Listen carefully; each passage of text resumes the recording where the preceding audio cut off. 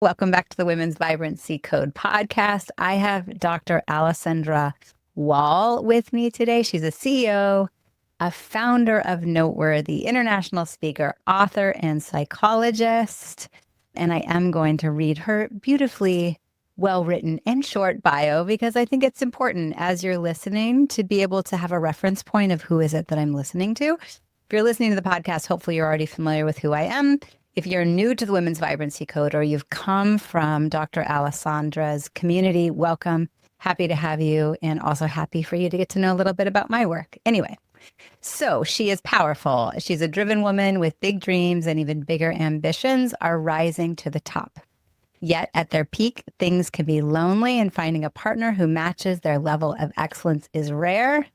For over 20 years, Dr. Alessandra Wall, CEO and founder of Noteworthy, international speaker and author and psychologist, has been coaching top leaders and elites to lead with authority, amplify impact, and build fulfilling lives both in and out of the office. Her work has transformed hundreds of executive women's lives, including founders, and improved workplaces from nimble startups to Fortune 100 companies. In the show notes, I'll make sure we have her website and her Instagram handle. Let's have a great conversation off camera. We were talking a little bit about the current times for female founders and C-suite and execs, and this concept of cut, keep, double down for the women are feeling caged by doom and gloom rhetoric. We might go there. I'm curious to see where our conversation is going to go. But first, can you just introduce yourself a little bit to the listeners? How did you get to where you are? What brought you into this being your passion? I am somebody who, I've been doing a lot of work around this in hindsight, who was secretly for many years very ambitious. But secretly, I think I kept it a secret from myself too. Okay. I started my career off. I was going to be a child psychologist. It's going to change the life of kids. 1,000 reasons for that. Like all therapists, just trying to fix up old trauma. Did it, loved it, didn't love it. Moved into coaching, built a business reactively that I hated. I work a lot on reactivity with my clients. And then built what is my current company, and I love it. I love the work I do. My coach likes to say that coaching isn't what you do. It isn't a title. It's just it's a tool. So I will say that the work I do is mostly around thought partnership and growth. And I coach, I advise, I mentor. Sometimes I push people along really hard. And I get to do it with women who fundamentally are the kind of women I want to see lead the world. Mm-hmm. How do these women find you? The combination of word of mouth and LinkedIn.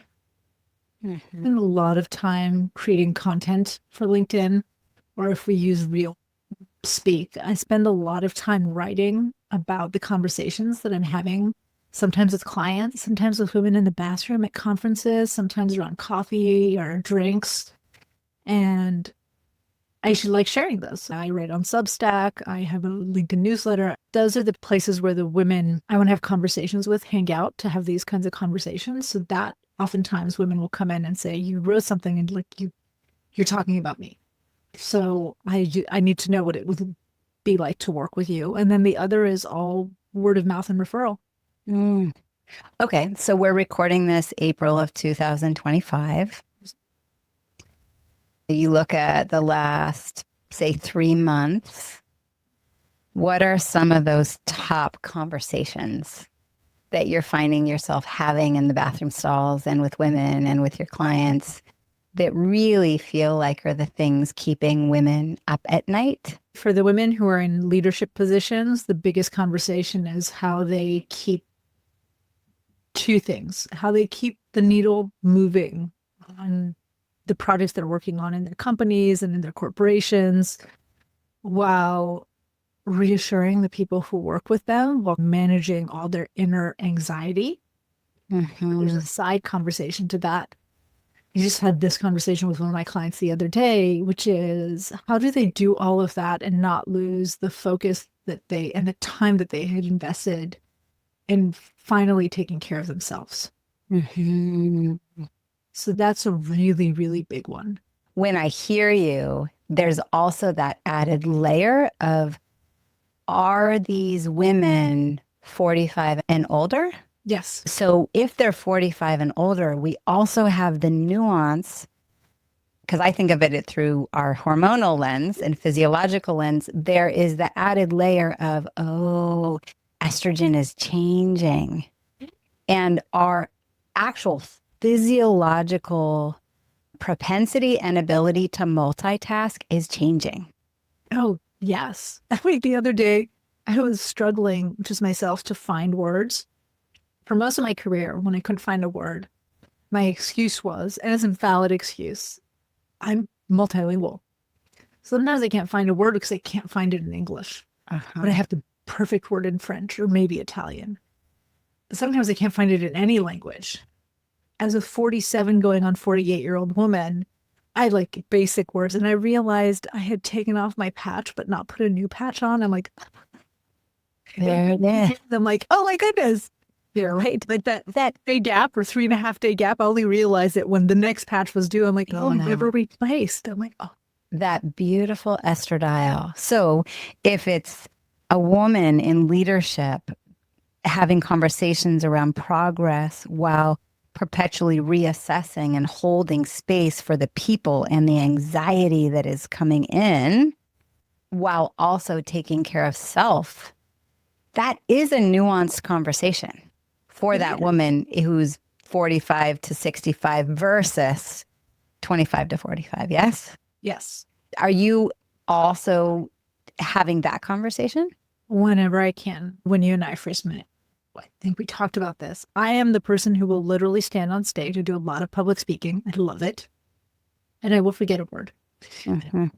And which is usually, right, crippling anxiety, forgetting words, and murderous rage are my top three, other than like skin changes and things like that, menopausal, perimenopausal symptoms. But I will stand on stage and block it a word and tell the whole room, oh, I can't think of the word. Yeah, this is what it looks like to be perimenopausal. Yeah. And I'll say it to the men in the room. I think just so like I'll say it to the women in the room. And the whole idea of the conversation I have a lot with my clients, you know, you and I talked about this, is about not going into this life stage, because that's what it is. It's a life stage, assuming that it is a weakness or that it is something that diminishes you. We've had a lot of conversations about, you know, thinking about the resilience that's involved, the self-awareness that's involved, the fact that going into this life stage, if you're going to handle it well, forces you to slow down and to pause and to become very self-aware. Like, those are opportunities many men don't get later on in life, to literally have your body go, oh, sorry, I'm going to make you listen. When I used to see that in my office, and I started as a child psychologist moving into adults later on, we saw that because people were coming in and they were dealing with massive dysfunction, right? Crippling anxiety disorder, crippling depression, and only then would they listen to their body. We get that internal signal without getting to the crippling piece. It might not be the gift we wanted, but it's kind of a gift. So good. And I love that I heard you say we get to take a pause. It is like one of my big missions right now. I do free online workshops specifically named Pause. To be able to go, okay, where can there be a pause? To be in self-reflection of, wow, I have traditionally juggled a lot of balls. And now there are nuances of rage or irritability or anxiety or forgetfulness or feeling like, wait a minute, I don't recognize myself in the mirror. This isn't who I thought I was going to be. And we get to go, yeah, welcome to perimenopause, menopause as a celebration. And going, what do we do with this? And just to go, estrone and estradiol are very different estrogens. And one's a little bit more single-minded and a little bit more unapologetic and a little bit more fierce and a little bit less multitasking. So how do we capitalize on that? Okay, I love it. Okay, What was the second thing? The second thing, well, I want to piggyback off the pause in a second, but the second thing, your use of the word again, you and I are using the word celebrate. This is another big conversation I have. So if one conversation is, oh, we're entering massively uncertain times, and every expert who in the past could have advised us is incapable. Like I know somebody who has a manufacturing, they're a middlewoman for manufacturing. They were doing really, really well until right now. And they went to go seek counsel from a law firm. And the lawyer said, I can't even charge you. I cannot charge you because I'm telling you something, but I can't predict anything. So even the experts out there, economists, whatever, cannot make predictions. Yeah. So one issue is, how do I continue to grow? Not just survive, but let's just start there, at the very least, survive, thrive. And how do I do that for my business, my career in these massively uncertain times? That's one conversation. Right. One conversation that I've had, just had it with one of my clients this morning before this, has to do with the scripts we use and the way we talk about things. And I will completely call myself out because I am just as prone as anybody else to doing this, which is why I have multiple coaches. But a big conversation I've been having with my clients is catching them on the words they're using and the way they're talking about things or where they're focusing their attention. So where I was caught, where a fellow coach said, hey, Alessandra, maybe the way you're talking is stripping you of your power and agency, was really focusing on what's happening in the economy, what's happening in politics, what's happening in the economy and he's like, that's happening. Like, you can't change the fact that that's happening, but this all you keep on saying, hey, I'm going to do this, but by the way, it's within the context of this. Hey, I'm going to do this, but it's in the context of this. Right. And every time you come back to, but it's in the context of this, you're actually stripping yourself of that agency to make that shift. It's really great. So I do it for myself. I have coaches who help me stay balanced in that thinking, but with my clients, it's this constant going, I hear you, it's true. And what's happening energetically, what's happening in terms of the choices you're making or the way you're approaching those choices when you have a lens that is only focused on one part of the spectrum. And that's really important. So it brings me back to the pause thing that I put a pin in, because the only way to become aware of those scripts, to become aware of the way they impact you, to have an opportunity to change them, is to learn how to pause. I loved when we first met, you were just going to have one of your pause events, right? I thought, this is great. Because the more senior the women I work with, the more, I call it mastering the pause, the more mastering the pause has become the number one skill I teach them. Yep. So good. And even when I hear you say, in the context of, fill in the blank, there is an embedded assumption that it's, I want this, but in the context of insert the blank with a negative connotation. But what if we even flip that switch to go, yeah, this thing that I desire in the context of this current scenario, but I'm seeing it as the context of a scenario that is going to propel me forward and give me that edge rather than seeing it through the lens of, oh, but this might hold me back. I was just having a conversation with a client this morning around, I use the analogy of if you have a glass that's 1/8 filled. Let's say there's 1/8 filled water. Okay. You still have some water. And so do we focus on the 7/8 of emptiness or nothingness and feel fear of becoming parched and not having access to water? Or can we find a place within ourselves that really celebrates and utilizes the water that's there? Yeah. And I believe deeply in law of attraction, and where we focus is what grows. So what if we allow ourselves to insert that in the context of, as a celebratory space that is going to help me elevate and rise and will send me in the direction of the success that I want even more, because I'm willing to take the pause and be in that place of self-awareness and really take an account of what meaning am I attaching to it. I completely agree with you. And so that's where my narrative has changed. It's changed from, oh my goodness, like all these things are happening and historically this would go down, but then there's special contexts right now that make it even more so on the business to business side. So actually, this is when I'm most needed. Like, literally when I'm most needed. Cut, keep, double down is this idea of, okay, when we enter uncertain times, it is actually, there's wisdom and thinking, what do I need to cut? So I might look at my accounting and go, I've been paying this subscription to this thing that I use every once in a blue moon. Let's cut it. It doesn't make sense. I know one coach who cut their marketing because they were looking at the return on investment for their marketing. And they're like, that's $120,000 I don't need to be spending a year. Right. Okay. Keep are the things that we know we need to just keep as they are. So we keep going. And the idea of doubling down, what are the things we're doubling down? And I see when people get really anxious, at least when my clients get really anxious, when the women I work with, when my friends get really anxious, we start cutting some of the most important things. We start cutting our gym memberships because we're like, I can just go jogging, right? I can just go jogging. I'll tell you one thing. I have a whole gym in my garage.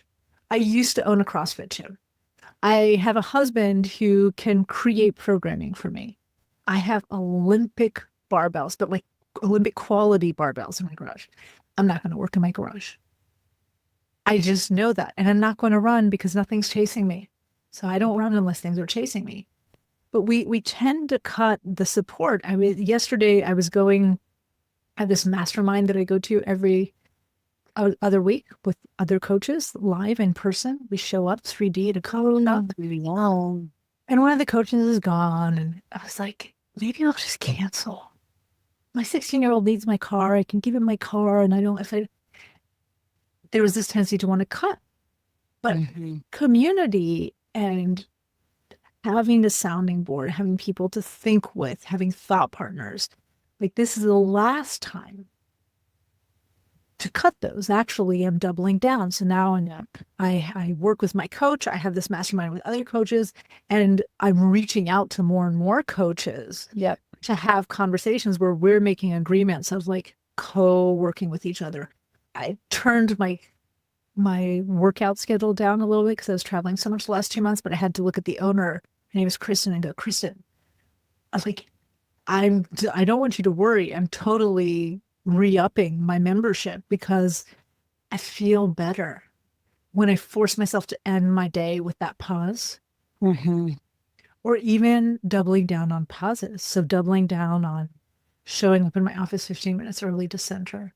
Doubling down on lunch, which I have religiously done lunch since I had my first kid. But making sure that time doesn't get cut. Particularly with the insurgence of AI as such phenomenal tools, I go, it's that community piece and self-care piece that will become more important than ever. So to really look at, in this cut, keep, and double down conversation, am I coming from a place of fear, scarcity, competition, anxiety, reactivity? Or am I coming from that place of abundance and hope and belief and vision and love and joy? And to allow ourselves to take the pause, actually check in with our bodies and go, all right, is this reactionary? And am I really coming from a place of fear? And is this the right decision?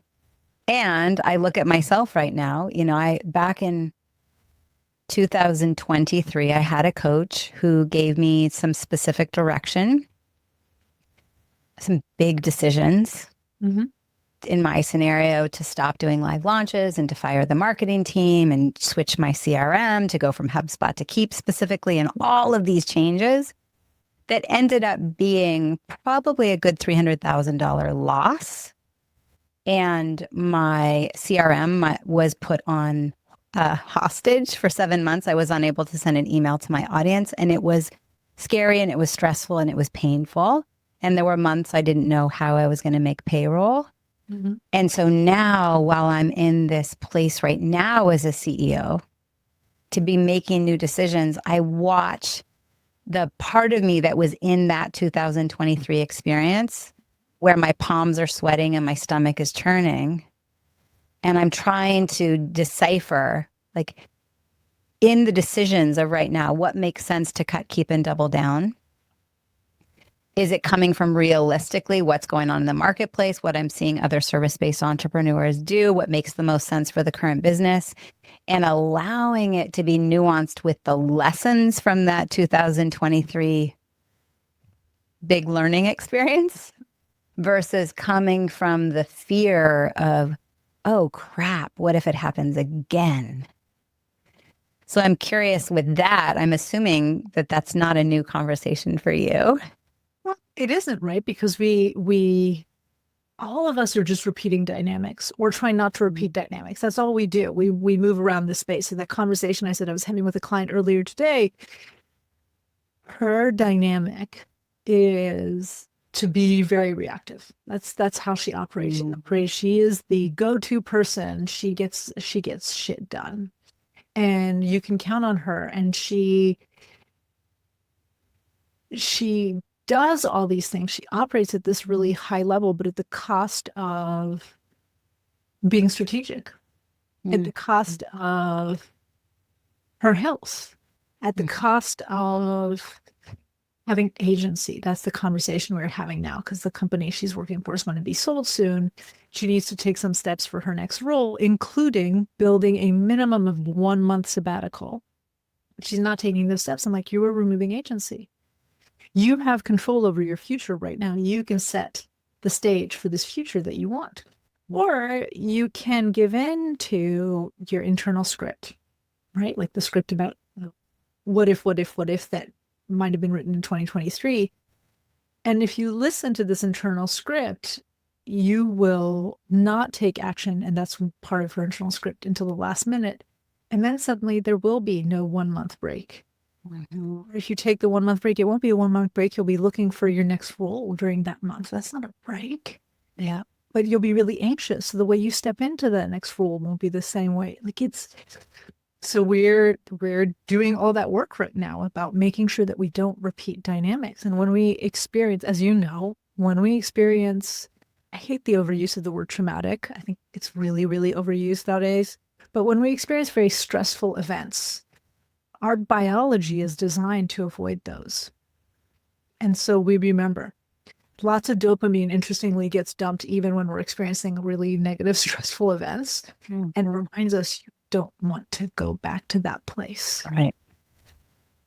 We kind of confuse. I think it's like walking through fog. Like, is that same like stressful? I'm like, I'm going to respond as if it was, instead of walking a little further and going, oh no, it's something completely different. That wasn't a bear. It was just a rock. This ability for us, like as you were listening, and I'm hearing at the cost of strategy, at the cost of health, at the cost of agency, I also see it through the lens of at the cost of our femininity.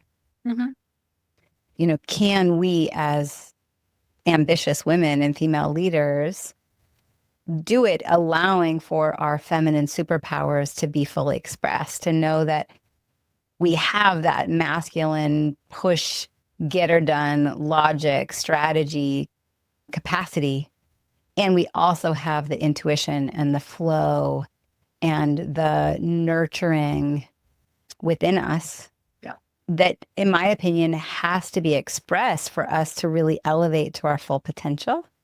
And so are we sacrificing that?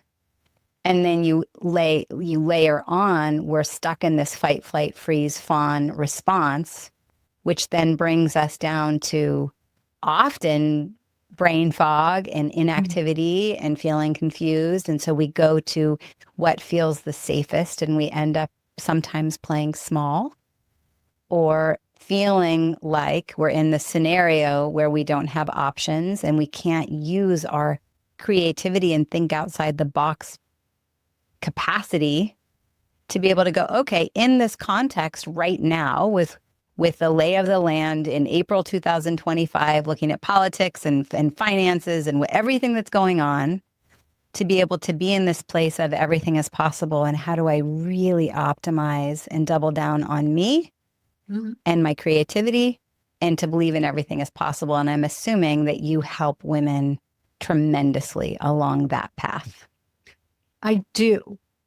There's this idea, you're talking about this idea of possibility of being yourself. You mentioned that being able to remain feminine. I'm going to put it in the context of like being able to show up the way you are. I'm thinking of another client I'm working with right now who, the first time I met her, she's a badass. She doesn't know it because she's sweet. She's in her late 50s, I think. Maybe very early 60s, but I think late 50s. And she's soft-spoken. And she's really good at what she does. Like, really good. And she's a singer. This woman can stand on stage in front of 1,000 people and hold her own. But you put her in her work environment, and everything became small. And she started playing small, and she was with players who took advantage of making her play small while making her do all the work. So much of the early part of our work together, we use often this analogy, having a seat at the table, but not having a voice. You have the title, you have the position, maybe you're at the head of your own company, and yet somehow you're not having the impact you want to have, or you're not running your company the way you want to, or whatever it is, right? Like you have a seat at the table, but that voice isn't there. So for me, the analogy with her was great because I'm like, you don't have a voice. You're the front woman for crying out loud, but you're not even a backup singer, like in her career. But when we can get people, you and I, to pause, to tap into who they are, to actually remember or discover, because we evolve, like who I am at 47, I am so much more confident. I am so much more clear. I'm so much more willing to fight for what matters to me at 47 than I was at 27. At 27, I was riddled with insecurities. It's not that I don't have insecurities. I still have a ton of them. But it's different. Now I act despite. Like I know the truth and then I know the voice. And they can sit. And so it's a lot of that. It's like, okay, what's the truth? What's the voice? The voice is still going to be there. What happens when we get you to step in and operate according to the truth and not the voice? Mm-hmm. In her case, she started standing just literally and figuratively taller. The people who would bully her before couldn't bully her. They couldn't intimidate her. They couldn't get her to do things. And we started unlocking these opportunities for her in her current job, but then this new opportunity came. It's just so much fun. Like we wrote the proposal letter for the role for her. And it was so much fun to do because she showed it to me and I'm like, she was saying, if I take it, I'm going to leave this much on the table, and huge amount, like 6 figures. And this is going to happen. I said, why don't you just write to them what they need to offer for you to say, where do I sign next? And tell them that, right? That authenticity. Just tell them, hey, why authenticity and being honest and is part of my values. So I'm going to start this relationship that way. Yeah. And I'm very candidly going to tell you, if you give me this, my next question to you is, where do I sign? Mm-hmm.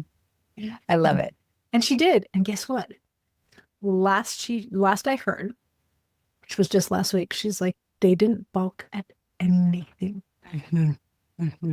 So that's good. Standing in, right? That's that standing into without changing. She didn't need to come in and or anything like that. She's still her soft, ridiculously bright.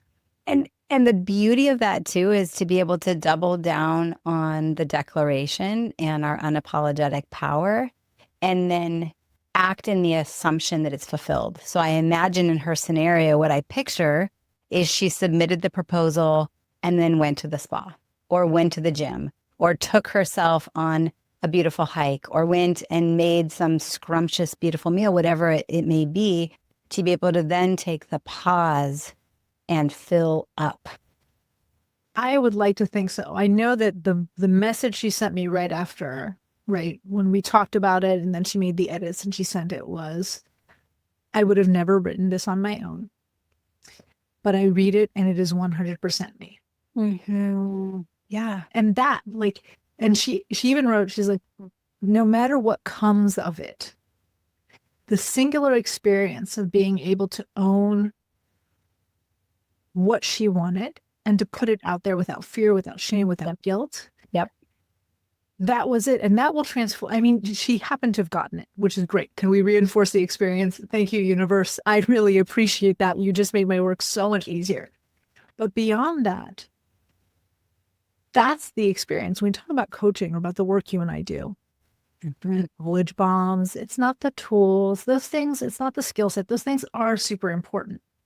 It's those singular experiences of internal shifts where we completely now align with who we are. And we're like, oh, yeah, this is what it feels like to be me. Yes. And the thing is, that example that you give can be crossed over into how a woman has a conversation with her husband, how she has a conversation with her own mother or father, how she goes into her healthcare provider in a place of real self-advocacy. You know, I think about through a health lens, on average, a woman will see 8 different providers before she's actually taken seriously and listened to and given an autoimmune diagnosis, or actually given the support for hormonal brilliance, not just handed an antidepressant.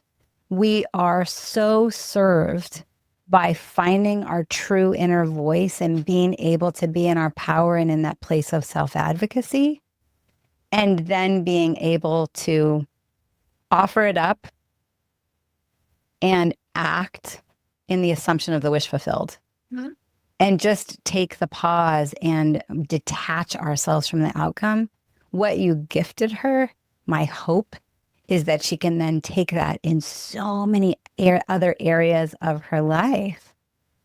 Yeah. Yeah. So I got a question for you, but I have a story assigned with that. Yeah. Yes. So a couple of weeks ago, another one of my clients, and these women are in the same group, came to me and I was asking her how she was doing. And we were just having a one-on-one check-in. And she mentioned that she was having a lot more difficult conversations with her spouse. And she said, the work we're doing, I'm just realizing, and again, just as a context for the women listening to the work, to what you were just saying, this woman came in because her company's scaling massively. And we want that to scale to work for her, not just to scale without it being aligned with who she is. So we're working a lot on business and business management, but she's coming and she's telling me how the conversations with her husband have changed because the more she's understanding what she needs and what she wants, the more she's creating these pauses to have these deeper conversations, be they with me or with other noteworthy women, the more she realizes which dynamics exist in the household that she doesn't need. So I said, hey, I'm sorry. And she goes, no. These are really important conversations. I said, I'm not apologizing for you having those conversations. I'm glad you're having them. I'm apologizing that I didn't give you a heads up that this is exactly what happens. Yeah. Right. Because who we be is who, and what is it? How you do anything is how you do everything. So it's about allowing ourselves to elevate. When I think through the lens of our energy, our hormones, our libido, our confidence, our community, our sleep, our vision casting, all of it is relevant and important. And so I think we've got some themes here of taking a self-account, being really aware of where are we coming from, where do we need to cut, keep, and double down, and where is there opportunity to really stand in our power and self-advocacy, knowing that how we do anything is how we do everything. And maybe it starts at work, maybe it starts at home, maybe it starts with community members or friends or family, or advocating for your health, to know that it's all important and relevant to live that passionate, zest-filled, fulfilling life that we're really going for. Well, I like the use of the word zest-filled. Yeah.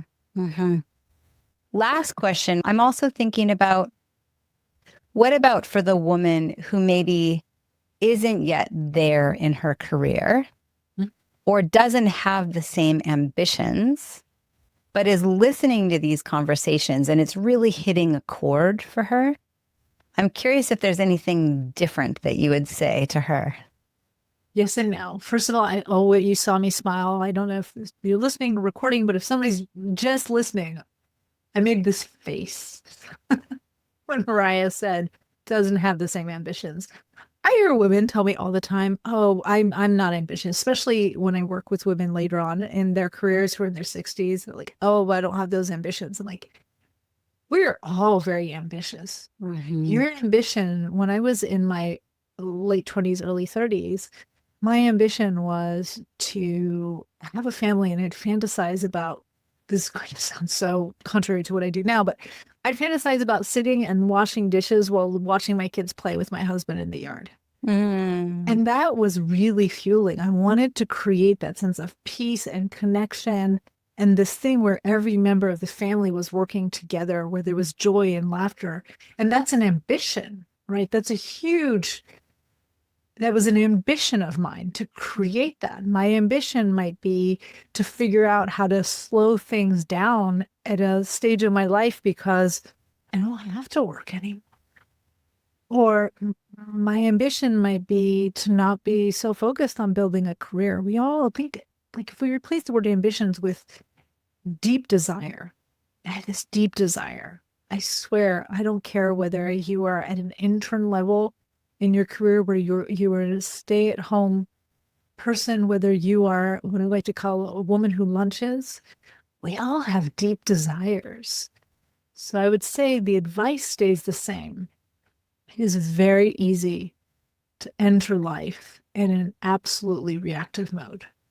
We're born, we go to school, we respond to what's happening, we get out of school, maybe we get a job, or we build a family, and we're responding to all the things that are coming in our face. And now, because of social media, because of media in general, like, it's all the time. You're at the gas pump and things that people are showing media in your face, and we're listening to stuff. My youngest the other day, just this morning, asked me, was the ASMR still playing when you came to give me a kiss goodnight? He's 13. I said, no. He said, I think I'm going to do that every night. I'm like, no, I don't want you to go to bed with your brain being stimulated, even if it's ASMR, even if it's white noise. Like, so we come back to the pause.